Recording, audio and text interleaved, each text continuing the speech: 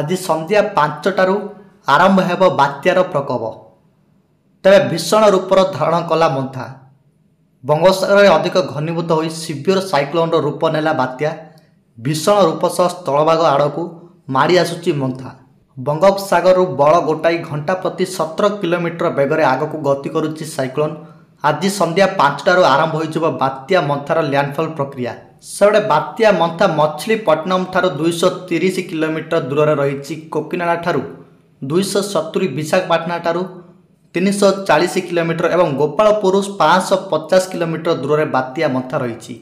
आंध्र उपकूल मुहां हेबा सह कोटिनाड़ा प्रभाव देखाइलानी साइक्लोन मंथा। यह सहित दक्षिण ओडिशा रे मध्य प्रभाव में पड़ी प्रबल वर्षा जारी रही एवं कटक और भुवनेश्वर तुहाकु तुहा वर्षा होउची। बात्यार मुकाबिला करबा पई खोलीची 24 घंटिया कंट्रोल रूम। सेबड़े गजपति और रायगढ़ में वर्षा लगी रही बेले मुकाबिला पई प्रशासन पक्षर व्यापक प्रस्तुति करा जायछि। प्राय 2000 लोकंकु सुरक्षित भाव में स्थानांतर करा जायछि। बात्या मंथा उपकूल छुईवा समय पवनर बेग घंटा प्रति 90 ରୁ 100 किलोमीटर रहिबो।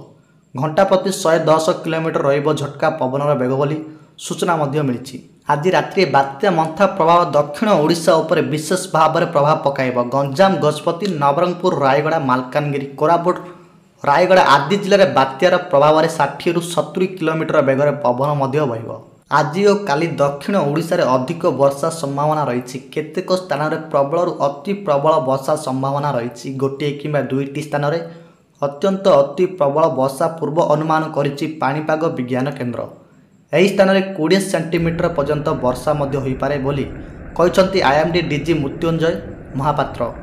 एबे सुधा पाणीपाग विभाग पूर्व अनुमान सठिक रही। दक्षिण ओडिशा रे वर्षा आरंभ हो सारी। लैंडफॉल बेले यार प्रभाव देखा मिल।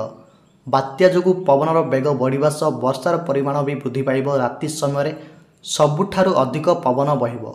यापर 29 तारिख सकाळु पवन बेग कमिब। वर्षा जो दक्षिण ओडिशा रे आभ्यंतरीण जिलागुड़िक भूस्खलन आशंका रही।